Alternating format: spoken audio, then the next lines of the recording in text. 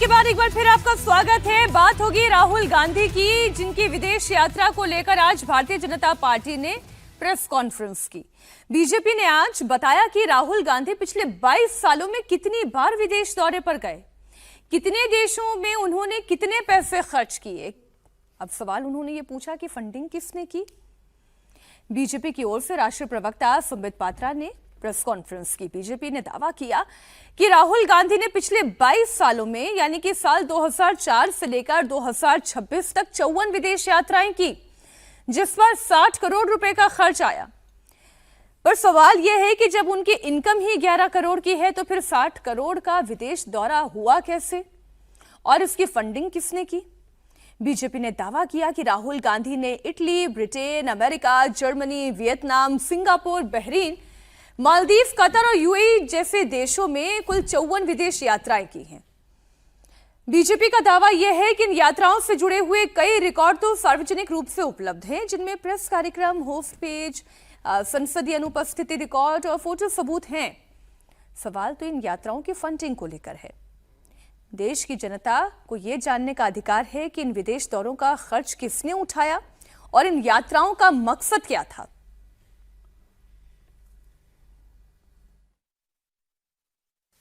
3 मई 2026 कहां गए? Muscat, Oman.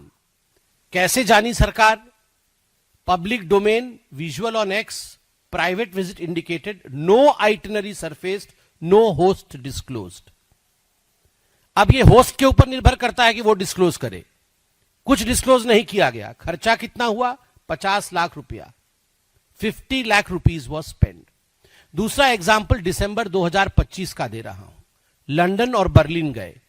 Indian overseas Congress IOC Berlin progressive alliance, ये स्कॉल्स लंच भी हुआ और एक हट्टी स्कूल था, वहां भी उनका कार्यक्रम हुआ। ये ऑन रिकॉर्ड है। ऑन रिकॉर्ड 1.4 करोड़ खर्चा हुआ। अब हम आते हैं दूसरे पेज पे। बहुत सारे हैं, मैं सब में नहीं जा रहा हूं। सितंबर अक्टूबर 2025 लैटिन अमेरिका। लैटिन अमेरिका में 19 रातें, 4 long haul legs, security aids लेके गए थे, इवेंट सपोर्ट, कुल मिला के खर्चा 5.5 करोड़ रुपया ऑन रिकॉर्ड। किसने दिया? कोई स्टेटमेंट नहीं। सितंबर 2025 खर्चा कम हुआ है। कम मतलब 45 लाख रुपए। मैं बाकी कंपैरिजन में कम कह रहा हूं। 45 लाख रुपए खर्चा हुआ है, मगर सितंबर 2025 अनडिक्लेयर्ड है। डिक्लेयर कहीं नहीं किया गया है, चुपके से चले गए हैं। सीआरपीएफ ने लेटर लिखा है और उस लेटर में लिखा है कि secret trip. Secret trip, what is a secret trip? आप एमपी हैं, आप सीक्रेट ट्रिप में जाते हैं और सीआरपीएफ को चिट्ठी लिखनी पड़ती है कि साहब सीक्रेट ट्रिप में चले गए हैं। आपने संबित पात्रा को सुन लिया। पूरे 1 घंटे की प्रेस कॉन्फ्रेंस थी, उसमें उन्होंने बहुत सी बातें कही हैं। एफसीआरए की भी बात की उन्होंने, कहां से फंडिंग आ रही है, कौन फंडिंग कर रहा है। मेरा तो सवाल विजय जी ये है कि ये जो 11 करोड़ की कमाई है, 60 करोड़ का खर्च है, फंड कहां से आया, सोर्स कहां से है, आज की तारीख में इस प्रेस कॉन्फ्रेंस का मकसद क्या था? इसका मकसद तो संबित जी बता सकते हैं, लेकिन ये सारे सवाल के जवाब तो सरकार ही को ही देना चाहिए। उनको सरकार से पूछ लेना चाहिए था कि भाई इस पर क्या, ये किससे पूछ रहे हैं। संबित जी मुझे नहीं समझा। और दूसरा एक समझ नहीं आया कि संबित जी ने होमवर्क ठीक से किया कि नहीं किया, या होम मिनिस्टर साहब को भी सुनते हैं कि नहीं सुनते।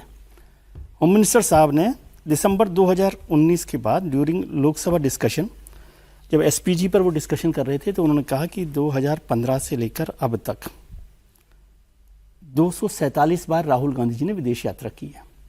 होम मिनिस्टर करें 247 बार कि संबित पात्रा जी को 54 मिली। कहां से कौन सा हिसाब रखते हैं, ये किस चीज का रिकॉर्ड रख रहे? तो मुझे तो अभी ये नहीं पता कि 247 यात्राएं की हैं। और मैं तो होम मिनिस्टर जब लोकसभा में कह रहे थे, मैं विदेश यात्रा का ही जिक्र है, ये लिखा हुआ है कि Amit Shah stated that Rahul Gandhi had travelled abroad at least 247 times since 2015 without always informing the SPG, which he cited as a security protocol issue. This averaged to about 5 trips per month on or 1 every 15 days over that period. Shah also noted that 1,892 domestic trips in the same time frame.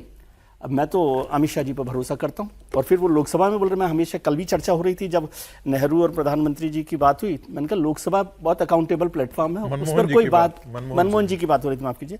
तो मैं कहता हूँ लोकसभा में जो प्रधानमंत्री ये बोलते हैं या होम मिनिस्टर साहब बोल रहे हैं, तो 247, अब ये संबित जी कौन सी नई 54 यात्राएं लेकर आए, और इसका जवाब तो वो सरकार से ही मांग सकते थे, मीनाक्षी जी दे सकती है इसका सरकार जवाब। आपकी या फिर वो कोई नया हेडलाइन बनाना चाहते हैं, आईबी, सीबीआई, जिससे जांच करवानी है करवा ले। नहीं, वही तो कह रहा हूँ। देखिए, ऐसे प्रेस कॉन्फ्रेंस का मतलब सिर्फ इतना बताना होता है कि राहुल गांधी जो अभी विजय जी बोल रहे थे, मैं उसी आंकड़े को सही मानता हूँ।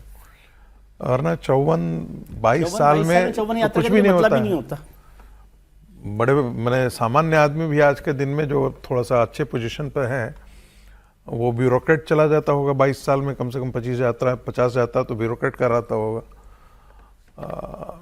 जो है वो हम लोग के प्रोफेशन में जो घूमने फिरने वाले प्रोफेसर हैं, साल में कम से कम 4 यात्रा मार आते हैं, तो कोई ऐसी बड़ी बात नहीं है।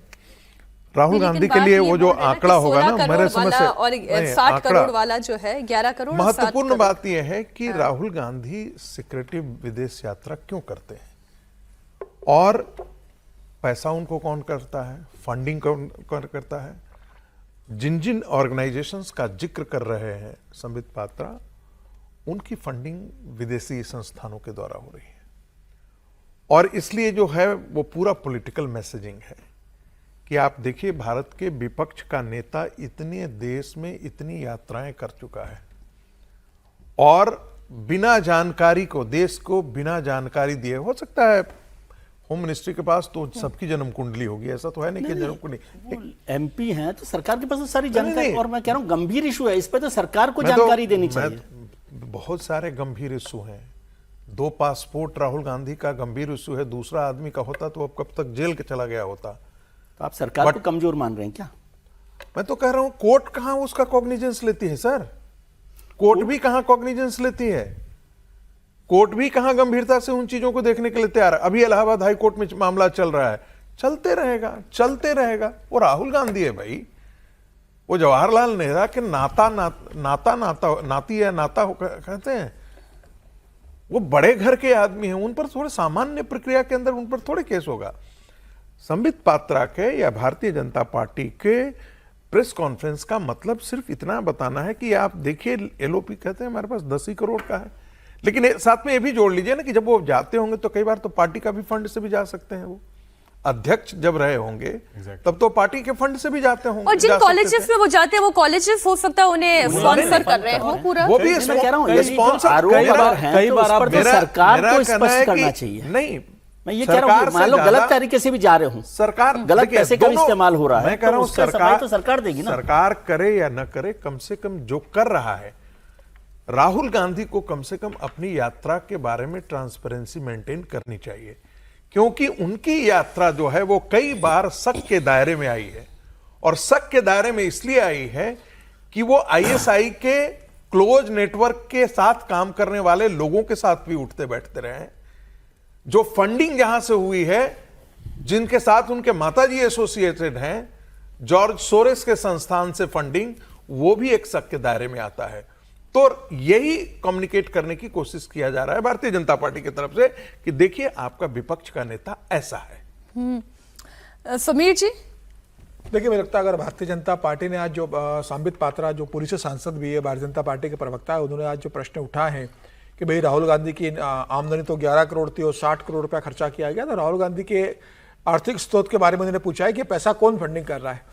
और मुझे लग रहा है जब भारतीय जनता पार्टी ने पूछा तो ये कांग्रेस की जिम्मेदारी बनती है कि कांग्रेस की पत्रकार वार्ता ले और तमाम सिलसिलेवार संबित पात्रा ने जो आरोप लगाया, भारतीय जनता पार्टी ने जो प्रश्न पूछे, उनका जवाब दे कि राहुल मतलब जो ट्रैप वो बिछा रहे हैं, उस ट्रैप में राहुल गांधी पूरी सरकार की जिम्मेदारी है, जवाब दे देना। अगर पूछा राहुल गांधी से तो भाई कांग्रेस के प्रवक्ता आके, सुप्रिया श्रीनेत या जो भी उनके प्रवक्ता है जिसको कांग्रेस समझे, वो आके बता दे कि भाई राहुल गांधी ने यात्रा की है, इसका खर्चा का बुरा है, या तो पार्टी ने खर्चा उठाया, या किसी उद्योगपति ने खर्चा उठाया, या किसी और संस्था ने उठाया, वो बता दे। तो मुझे लगता है कि इस मामले का पटाक्षेप हो जाएगा।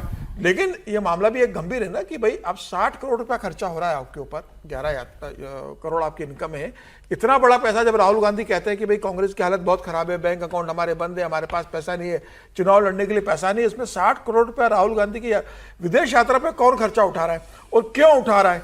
क्या कारण है कि वो राहुल गांधी की विदेश की यात्रा का खर्चा उठा रहे हैं इतना महंगा? और क्यों राहुल गांधी किसी और के स्पॉन्सर यात्रा पर विदेश यात्रा कर रहे हैं? क्या राहुल गांधी की खुद के पैसों पर यात्रा नहीं कर सकते? क्या कांग्रेस उनकी यात्रा को स्पॉन्सर नहीं कर सकती? तो मुझे लगता है ये बात भी सामने आना चाहिए कि राहुल गांधी क्यों किसी और के पैसों पर विदेश यात्रा कर रहे हैं। जब ये सामने बात आएगी तो मुझे लगता है कि सच्चाई भी सामने आ जाएगी। समीर जी थोड़ा बोल लीजिएगा, लेकिन साथ में ये भी तो देखिए ना कि राहुल गांधी की पार्टी से जुड़े हुए पत्रकारों की भी तो बहुत बड़ा यात्रा हुई है, उन पर भी जो सर बड़ी खबर आ गई है। 16 राज्यों में एफआईआर का आदेश जारी हुआ है। इस वक्त की बड़ी खबर, चुनाव आयोग ने यह आदेश जारी किया है। पंजाब, कर्नाटक, उत्तराखंड में एफआईआर होगा। दिल्ली, महाराष्ट्र, झारखंड में, हरियाणा, तेलंगाना और ओडिशा में भी अब एफआईआर की प्रक्रिया चलेगी। इस वक्त की बड़ी खबर आपको बता दें तो चुनाव आयोग की तरफ से यह ऐलान किया गया है कि अब अन्य राज्यों में यानी कि 16 राज्यों में एफआईआर का यह आदेश जारी किया गया है। एफआईआर का टाइम फ्रेम क्या होगा, कब से लेकर कब तक होगा? क्योंकि आप जानते हैं कि उत्तराखंड है, दिल्ली है, महाराष्ट्र तो बड़ा राज्य है। हमारे सहयोगी शोएब रफा इस वक्त जुड़ गए हैं। शोएब, क्या कोई समय सीमा जारी की गई है? कौन से राज्यों में कितने दिनों में एफआईआर की प्रक्रिया पूरी की जाएगी?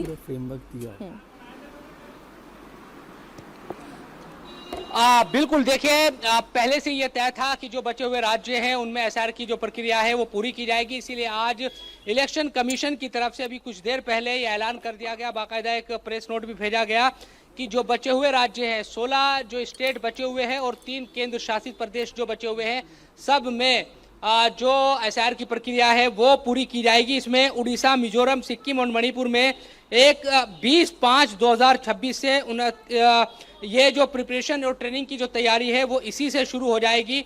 और फिर उसके बाद जो क्वालिफाइंग है डेट वो 1/7/2026, अलग अलग डेट इसमें दी गई है।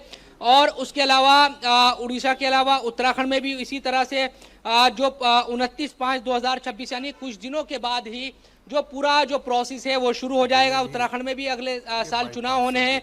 इसके अलावा आंध्र प्रदेश, अरुणाचल प्रदेश, हरियाणा, चंडीगढ़, इसमें भी 5/6/2026 से जो प्रक्रिया है उसकी शुरुआत की बात कही गई है। तेलंगाना, कर्नाटका, मेघालय, महाराष्ट्र, झारखंड, दिल्ली, तमाम जो राज्य हैं इन तमाम को लेकर चुनाव आयोग की तरफ से ऐलान कर दिया गया है कि सभी राज्यों में जो प्रक्रिया है वो पूरी की जाएगी। इसके अलावा 3 जो राज्य है, यूटी है, उनमें चूंकि जो जनगणना है उसका जो फेज 2 है वो पूरा होने के बाद जो ऊपरी इलाके हैं, क्योंकि वहां पर काफी बर्फ पड़ती है, इसलिए उसका जो एसआईआर का शेड्यूल है थोड़े दिनों के बाद घोषित किया जाएगा। लेकिन ये बड़ी खबर इस लिहाज से जिन जिन राज्यों में चुनाव होने हैं, चाहे वो पंजाब हो, उत्तराखंड हो और आगे, क्योंकि उत्तर प्रदेश में पहले से ही हो चुका है, तो बचे हुए जो राज्य हैं 16 राज्य और केंद्र शासित प्रदेश जो सूची बची थी उन सभी में एसआईआर की प्रक्रिया पूरी की जाएगी। हमने बंगाल में देखा, हमने बिहार में देखा और तमाम दूसरे राज्य जहां पर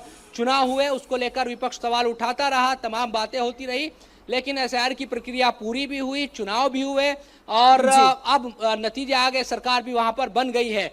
तो ये बड़ा कदम एसआईआर को लेकर पहले ही इलेक्शन कमीशन ने कहा था। अब देखिए जिन प्रमुख राज्यों में अब अगले चुनाव होने जा रहे हैं, जिन 16 राज्यों के अभी आपने बात की, उसमें उत्तर प्रदेश यहाँ पर पहले ये प्रक्रिया हो चुकी है। पंजाब, गोवा, मणिपुर, हिमाचल प्रदेश और उत्तराखंड, इन राज्यों में अभी चुनाव होने हैं और यहाँ पर भी जी तो यहाँ पर भी एफआईआर की प्रक्रिया जो है अब वो शुरू हो जाएगी। बात इनमें से एक राज्य पंजाब की कर लेते हैं। अमिताभ जी, पंजाब में भी चुनाव एकदम सामने है, तैयारी वहां पर भी हो रही है। अब चुनाव आयोग की तैयारी, पंजाब की बारी है। हाँ बिल्कुल, अब पंजाब की बारी है। पूरा जो अब देख रहे थे सेंट्रल एनफोर्समेंट जितने भी होंगे अब वो पंजाब की तरफ रुख करेंगे। और पंजाब में तो हालांकि उतनी समस्या नहीं है, बॉर्डरिंग स्टेट रहते हुए भी, जितनी भी बंगाल में थी, बंगाल में बताया जाता था या असम में या नॉर्थ ईस्ट में है, तो पंजाब मुझे लग रहा है उतना कॉन्फ्लिक्चुअल नहीं रहेगा पॉलिटिकली। लेकिन एक बात तो है कि एसआईआर की प्रक्रिया जो थी उससे जो उपजे विवाद थे खासकर, उसको अभी तक एड्रेस किया नहीं गया। अभी तक 27 लाख लोग डिसएनफ्रेंचाइज्ड हैं बंगाल में। अगर ये प्रक्रिया पंजाब में भी इसी तरह होती है कि कुछ लोग डिसएनफ्रेंचाइज रहें, तो ये गलत होगा। कोई भी एक एलिजिबल वोटर को वोटिंग प्रोसेस से अलग रखना मुझे लगता है संविधान की एक अवहेलना है, और जो कॉन्स्टिट्यूशनल स्पिरिट है उसका भी वायलेशन है। इस बात को भी ध्यान रखना होगा, चाहे वो न्यायपालिका हो, चाहे वो इलेक्शन कमीशन हो। ये जो एसआईआर की प्रक्रिया है, मुझे लगता है बीच बीच में होती रहनी चाहिए थी, लेकिन इसको डॉक्यूमेंट से वेरीफाइबल कराना ये कई बार प्रॉब्लमेटिक हो जाता है। और बंगाल में भी इसी का विरोध हुआ था, असम में भी इसी का विरोध हुआ था, बिहार में भी इसी का, असम में तो नहीं हुआ था, सॉरी, बिहार और बंगाल में खास करके इसी का विरोध हुआ था। अगर ऐसी प्रक्रिया यहां भी रही तो कई बार हमारे यहां अशिक्षा एक बहुत बड़ा प्रॉब्लम है, डॉक्यूमेंटेशन बहुत बड़ा प्रॉब्लम है। आप पुराने जमाने में तो लोग को अपना जन्मदिन याद नहीं होता था, तो ऐसे में इन चीजों को भी एक ध्यान में रख के करना होगा। लेकिन पंजाब चूंकि एक टेस्ट केस, बंगाल एक रहा है, पंजाब में उसी को इंप्लीमेंट करने की कोशिश की जाएगी। आइए बात कर लेते हैं एक बड़े संकट की, जो वाकई में बड़ा संकट है। ऐसा संकट है जो हमारे और आपके बजट पर, हमारे आपके इनकम पर, हमारे आपके खर्च पर सीधा सीधा एक तलवार के तौर पर लटक रहा है। मिडिल ईस्ट में जारी टेंशन और हॉर्मूज संकट के बीच दो बड़ी बैठकें हो रही हैं। ईरान के विदेश मंत्री अब्बास अरागची भारत दौरे पर हैं और अमेरिका के राष्ट्रपति चीन के दौरे पर हैं। बीजिंग में ट्रंप और जिनपिंग की मुलाकात हुई और दोनों नेताओं के बीच लंबी बातचीत हुई। दूसरी तरफ ईरान के विदेश मंत्री 3 दिन के भारत दौरे पर नई दिल्ली में हैं। विदेश मंत्री एस जयशंकर से द्विपक्षीय मुलाकात होनी है। इस वक्त ब्रिक्स देशों के विदेश मंत्रियों की बैठक हो रही है, जिसमें रूस, चीन के विदेश मंत्री भी हिस्सा ले रहे हैं। ईरान भी ब्रिक्स का मेंबर है। ऐसे में ईरान के विदेश मंत्री अब्बास अरागची भी इस मीटिंग में शामिल हैं। मिडिल ईस्ट की जंग के बाद ईरानी विदेश मंत्री का यह पहला दौरा है और युद्ध संकट के बीच पहली बार यूएई और ईरान के लीडर एक साथ एक मंच पर दिखाई दे रहे हैं। तो अब बड़ी बात यह है कि एक जो चर्चा रागी जी लंबे समय से चल रही थी कि भाई पाकिस्तान मध्यस्थ की भूमिका में है, पाकिस्तान जो है वो ये युद्ध खत्म करवा सकता है, पर असलियत यह है कि जो अभी चीन के राष्ट्रपति और अमेरिका के राष्ट्रपति के बीच की मुलाकात हो रही है और इधर ब्रिक्स समिट के लिए इतने बड़े नेताओं का जो जमावड़ा भारतीय सरजमी पर हो रहा है, धुरी यहां से निकलेगी, समाधान यहां से निकलेगा। देखिए, ईरान के विदेश मंत्री ने उनका एक बयान छपा है आज के अखबार में और कल से छप रहा है कि भारत यदि पश्चिमी एशिया में और मिडिल ईस्ट के अंदर यदि कोई ऐसा समाधान के लिए कोई इनिशिएटिव लेता है तो ईरान उसका समर्थन करेगा। यानी कि जो काम पाकिस्तान कर रहा था निगोशिएशन के लिए, यदि भारत उसमें अपनी भूमिका का निर्वाह करता है तो ईरान को अच्छा लगेगा। दूसरा जो स्टेटमेंट उनका आया है, उनके डिप्टी फॉरेन मिनिस्टर का आया है, उन्होंने कहा कि जिस प्रकार से भारत ने निष्पक्षता का प्रदर्शन किया है, और ये मैं जानबूझ करके जोर इसलिए दे रहा हूं कि भारत के अंदर जितने भी गैर भाजपा और भारतीय जनता पार्टी के साथ के जो सहयोगी पार्टी नहीं है, उन पार्टियों ने इस बात का खुला विरोध किया है कि भारत की जो विदेश नीति है, खास करके ईरान और अमेरिका के युद्ध के दरमियान, वो ठीक नहीं रही है, वो गलत दिशा में रही है। और राहुल गांधी से लेकर के अखिलेश यादव रोज कोसते रहे हैं कि भारत के में जहाज इसलिए नहीं निकल रहे हैं क्योंकि हमारी विदेश नीति का स्टैंड जो है वो ईरान के साथ नहीं है, इसलिए ऐसा हो पाया है। तो उनके deputy chief minister foreign secretary का जो स्टेटमेंट जो अखबारों में आज छपा है वो था कि भारत की जो निष्पक्ष अप्रोच रहा है इस पूरे युद्ध के दरमियान में, वो बहुत काबिल तारीफ रहा है और हम भारत को मित्र के तौर पर देखते हैं। अब उसका असर जो है वो हार्मुज से जहाज निकलने में तो ऐसा नहीं दिखाई दिया है, हालांकि 2 जहाज निकला है, पैसे देकर के निकला है या नहीं देकर के निकला है, भारत सरकार कहती है पैसे हमने 1 पैसे भी नहीं लिया, लेकिन 2 जहाज जो है वो इधर निकल करके आए हैं, हार्मुज क्रॉस करके भारत में नजर आए। ब्रिक्स समिट में ईरान के विदेश मंत्री को आशा है कि ब्रिक्स कहीं ना कहीं इस पर एक रेजोल्यूशन पास करेगा और उस रेजोल्यूशन में कहीं ना कहीं, जिसके हमें दूर तक संभावना नहीं दिख सकती है, जिसमें अमेरिका और इजराइल को क्रिटिसाइज करते हुए कोई रेजोल्यूशन पास करे कि आपने मिडिल ईस्ट में ईरान पर जंग आपने थोपा है। हालांकि रशिया के विदेश मंत्री हैं, चीन के विदेश मंत्री हैं, उनकी भी ये इच्छा होगी कि इस प्रकार का रेजोल्यूशन आए, लेकिन मुझे नहीं लगता है कि चूंकि भारत इसकी अध्यक्षता कर रहा है तो इस प्रकार का कोई रेजोल्यूशन कोई निकल हल करके निकलेगा, आया। जहां विशेष तक बीजिंग और वहां पर है संबंध, आएंगे फिर तो वहां पर हाँ। जिनपिंग ताइवान को लेकर के ज्यादा चिंतित है, उस पर ज्यादा बातचीत किया है उन्होंने, हॉर्मुज पर कम बातचीत हुई है। ये जिनपिंग की ही हम बात कर लेते हैं विजय जी। शी जिनपिंग की मुलाकात और डोनाल्ड ट्रंप की मुलाकात, समाधान तो यहाँ से भी निकलने का प्रयास हो रहा है। 2 घंटे से ज़्यादा तक जो हमारे पास जानकारी है वो बातचीत हुई है और ट्रंप का बीजिंग में भव्य स्वागत भी किया गया है। उसकी तस्वीरें भी हम दर्शकों को दिखा रहे हैं। तो अमेरिका और चीन में जो दोस्ती की जो एक नई शुरुआत हुई है उसका कैसे असर पड़ेगा, हॉर्मुज पर भी क्या उसका कोई असर पड़ेगा? देखिए, 2 बड़ी ताकतें हैं और ये बार बार ये चर्चा होती रही है कि चाइना को लेकर कभी अमेरिका ने कोई उस तरह के टैरिफ नहीं लगाए, कोई पनिशमेंट नहीं दिया, कोई काम नहीं किया, जबकि चाइना वो सब काम कर रहा है जिसके लिए भारत और दूसरे देशों पर उन्होंने टैरिफ लगाया। और आज खुद ट्रंप साहब वहां पहुंच गए जिनपिंग के पास। तो एक बड़ी घटना है ना, इसको आप बड़ी घटना के तौर पर देखिए कि वो क्या निकलता है क्या नहीं निकलता, वो तो अलग होगा क्योंकि चीन के और उनके रिश्ते सामरिक रिश्तों पर अलग है, व्यावसायिक रिश्तों पर। ये यात्रा तो मैं उनके ज़्यादा व्यावसायिक रिश्तों पर मानता हूँ, जिस तरह से वो अपने उद्योगपतियों को, एलन मस्क को और उन सबको, और ट्रम्प साहब युद्ध खत्म करवाने के लिए बड़ी तारीफ करके आए हैं। ट्रम्प तो वहीं पर है खैर, लेकिन बहुत तारीफ की है उन्होंने। ट्रम्प साहब को आप जानते हैं कि वो युद्ध के लिए तो वहां जाने वाले नहीं हैं, वो अपने धंधे के लिए, बिजनेस के लिए गए हैं, इसलिए वो सब कर रहे हैं और इसीलिए वो तारीफ भी करेंगे जिनपिंग के साथ, क्योंकि चाइना जो है एक बड़ी ताकत है और जो रेयर अर्थ का जो मसला था वो सारा मसला भी वहां पर उनके साथ जुड़ा हुआ है। चीन और अमेरिका के बिजनेस इंटरेस्ट पर क्या काम हो रहा है उस पर मुझे लगता है वो ज्यादा चर्चा करेंगे। हॉर्मुज को लेकर उनकी चर्चा वहां पर बहुत ताइवान बड़ा मुद्दा होगा, ताइवान पे भी चीन बात करेगा। मैं वही मुद्दा लेकर आने वाली थी अमिताभ जी की ताइवान को लेकर। इधर तो डोनाल्ड ट्रंप तारीफों के पुलिंदे जो हैं वो बांध रहे हैं और ताइवान को लेकर शी जिनपिंग डोनाल्ड ट्रंप को चेता रहे हैं। देखिए, ये ट्रिप जब भी डिसाइड हुआ था वो ईरान युद्ध के पहले का था, तो उनके आउटस्टैंडिंग जितने डिस्प्यूट्स हैं वो तो हैं ही, लेकिन 3 टी पर वो कहते हैं हमारा जोर है अमेरिका, टैरिफ, टेक्नोलॉजी और ताइवान।